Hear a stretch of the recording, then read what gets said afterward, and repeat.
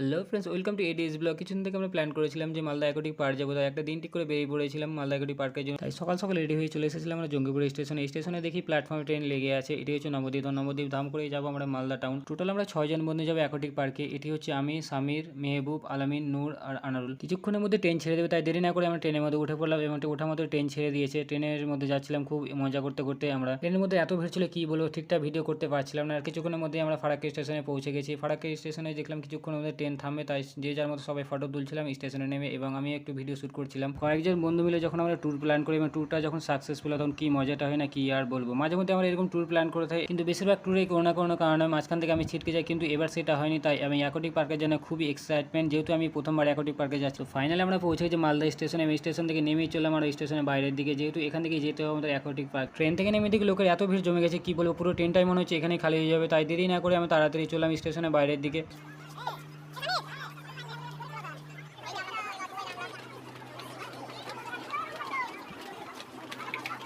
So স্টেশনের বাইরে এসে আমরা সবাই ঠিক করেছিলাম কিসে করে যাবো, কেননা এখান থেকে ওয়াটার পার্ক পড়বে 5 থেকে 7 কিলোমিটার। তার উপর অটোর ভাড়া বলছে প্রচুর। শেষমেশ অনেক ঘষা মাজা করার পর 200 টাকা দিয়ে একটি সবাই মিলে টোটো ভাড়া করলাম এবং টোটোর মধ্যে সবাই মিলে চেপে বললাম এবং চললাম আমরা ওয়াটার পার্কের দিকে। যেহেতু আমরা সবাই সকালবেলা না খেয়ে বেরিয়েছিলাম এবং আমাদের আসতে এখানে 10টা বেজে গেছিলো, তাই সবার এখানে প্রচণ্ড খুব খিদে পেয়ে গেছিলো। তাই আমরা ঠিক করলাম যে অ্যাকোয়াটিক পার্কে ঢোকার আগে সবাই হালকা ফুলকার খাবার খেয়ে নেবো, কেননা এবার অ্যাকোয়াটিক পার্কে ঢুকে গেলে সবাই খাবার ভুলে যাবে, কেননা সবাই মজা করতে ব্যস্ত থাকবে। তাই অ্যাকোয়াটিক পার্কের কাছাকাছি আমরা একটা হোটেল পেয়ে নিলাম, শঙ্কর ঘোষ হোটেল। হোটেলটির পরিবেশ আমাকে মোটামুটি ভালোই লাগছিল। আশা করি এর খাবারটাও এখানে ভালো হবে। তাই ভিতরে গিয়ে প্রবেশ করলাম এবং ভিতরে প্রবেশ করা মাত্রই আমরা সবাই তন্দুরি রুটি এবং চানা মশলা অর্ডার দিলাম। এখানে খাবারের তুলনায় খাবারের দামটি ছিল বেশি এবং খাবারটি খেতে ছিল মোটামুটি। যাই হোক, সেটাই আমরা খেলাম এবং যেহেতু সবার খিদে পেয়েছিল, খাবার খাওয়ার পর সবার এনার্জি ছিল তুঙ্গে, কেননা ওয়াটার পার্ক যাওয়ার জন্য সবাই প্রচুর এক্সাইটমেন্ট ছিল।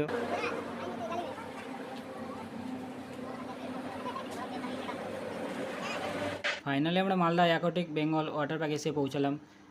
বাইরের পরিবেশটা খুব শান্তশিষ্ট মনোরম মনে হচ্ছে, জানি না ভিতরের পরিবেশটা কতটা কোলাহল হবে।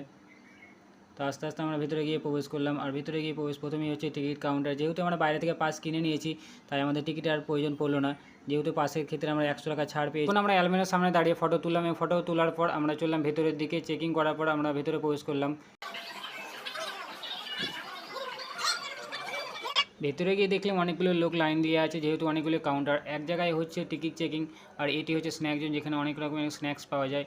আর এটি হচ্ছে ড্রেসিং রুম, যেখানে যে যার মতো নিজের সাইজের ড্রেস নিয়ে নেবে। আর আমরাও এখান থেকে ড্রেস নিয়ে নিলাম নিজের সাইজের মতো। আমরা যেহেতু পুরো একটা টিম ছিলাম, তাই সবাই মিলে ব্ল্যাক প্যান্ট এবং ব্লু টি শার্ট নিলাম। এরপর আমরা চেঞ্জিং রুম থেকে চেঞ্জ করে চললাম সুইমিং পুলের দিকে। এটি আমার ওয়াটার পার্কের ফার্স্ট ভিডিও। নেক্সট পার্টি দেখার জন্য চ্যানেলটিকে সাবস্ক্রাইব করে দিও। দেখা হচ্ছে তোমার সাথে নেক্সট ভিডিওতে। Tata, bye bye.